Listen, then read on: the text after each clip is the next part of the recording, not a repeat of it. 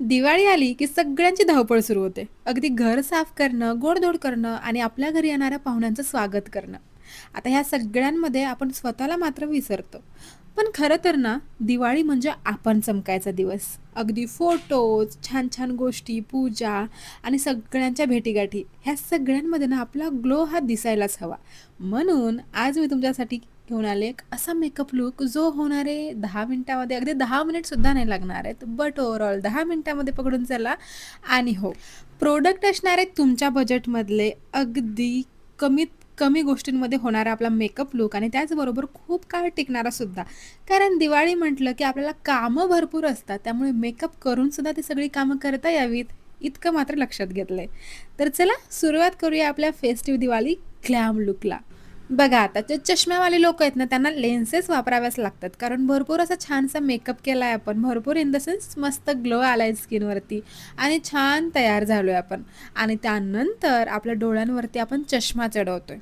मला पर्सनली ही गोष्ट बिलकुल आवडत नाही, कारण माझा चष्मा इतका मोठा आहे की माझा चेहऱ्याचा अर्धा भाग तर झाकूनच जातो आणि आय मेकअप तर तो दिसतही नाही. त्यामुळे मी लेन्सेस वापरते आणि लेन्सेस ह्या खूप जास्त आता मला सवय झाली त्या गोष्टींची, त्यामुळे सेफ आहेत. आता बघा, थोडंसं पाणी येतं डोळ्यांमधनं, त्यामुळे 1-2 मिनिट मी थांबली आहे आणि त्यानंतर आता आपण लुकला स्टार्ट करणार आहोत.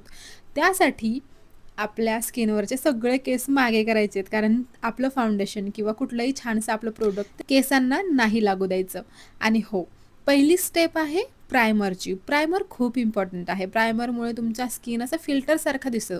म्हणजे बघा, तुमच्या स्किनमधले जे छिद्र असतात, जे ओपन पोर्स असतात, प्रत्येक स्किनला असतात, कुणाचे जास्त कुणाचे कमी, पण असतात मात्र नक्की. त्यामुळे फिल्टरसारखा एक संघपणा जर आणायचा असेल तर तुम्हाला त्यासाठी प्रायमर लावावं लागतं. आता सी टी एम रुटीन नंतर हे सगळं सुरू केलं आहे बरं का मी. सी टी एम रुटीन प्रत्येकाला माहितीच असतं. तरी जर तुम्हाला माहिती नसेल तर नेक्स्ट व्हिडिओ आपण त्यावरती टाकू शकतो. तुम्ही मला सांगा, तुम्हाला जर पाहायचं असेल तर मी नक्की माझं सी टी एम रुटीन तुमच्यासोबत शेअर करेल. आता बघा, प्रायमर लावून झालं आहे. त्यानंतर अगदीच 2 मिनटामध्ये मी कॉम्पॅक्ट लावायला घेतलं आहे. आता तुम्ही म्हणाल यावरती बीबी क्रीम नाही लावली आहे, सी सी क्रीम नाही लावली आहे, काहीच नाही, फाउंडेशनसुद्धा नाही, डिरेक्ट कॉम्पॅक्ट कसा?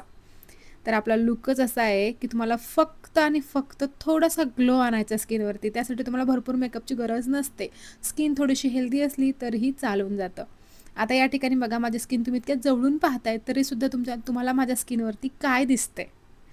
केकी दिसतोय माझा चेहरा? बिलकुल नाही. आणि कमी मेकअप वाटतोय? बिलकुल नाही. कारण आपल्या स्किनवरती फक्त 2 प्रोडक्ट आहेत. सी टी एममध्ये मॉइश्चरायझर लावलं जातं. माझी ऑइली स्किन आहे, त्यामुळे मी कमी मॉइश्चरायझर लावते. त्यानंतर प्रायमर लावले. प्रायमरच्या वरती मी कॉम्पॅक्ट लावून घेतलं आणि कॉम्पॅक्टच्या वरती मी पावडरचं ब्लश लावलं आहे. बघा, पावडर ब्लश जास्त ते लावू शकता, किंवा मग सगळ्यात महत्त्वाचं, जर तुम्हाला ग्लोवी चेहरा दाखवायचा असेल तर तुम्ही लिपस्टिकवरती एक बोट टेकवून तेच तुम्ही ब्लश म्हणून यूज करू शकता. त्यानंतर काजळ, आयलायनर आणि मस्त अशी आपली टिकली. आयब्रो जर तुम्हाला फिल करायच्या असतील तर त्या तुम्ही करू शकता, पण ऑलरेडी माझ्या थोड्याशा आहेत व्यवस्थित, त्यामुळे मी त्या नाही केल्यात. आणि इथे आपला लुक झाला आहे कम्प्लीट. आज मला जायचं होतं फोटोशूटसाठी, त्यामुळे म्हटलं की चला, आपल्याला असाही लुक क्रिएट करायचाच आहे, तर आपण ह्याच लुकवरती फोटोशूट करून घेऊया. ते सगळं करून मी आता घरी आली आहे बरं का. आणि हो, ह्या सगळ्या धावपळीमध्ये ह्या माणसाचा वाटा खरंच खूप जास्त आहे.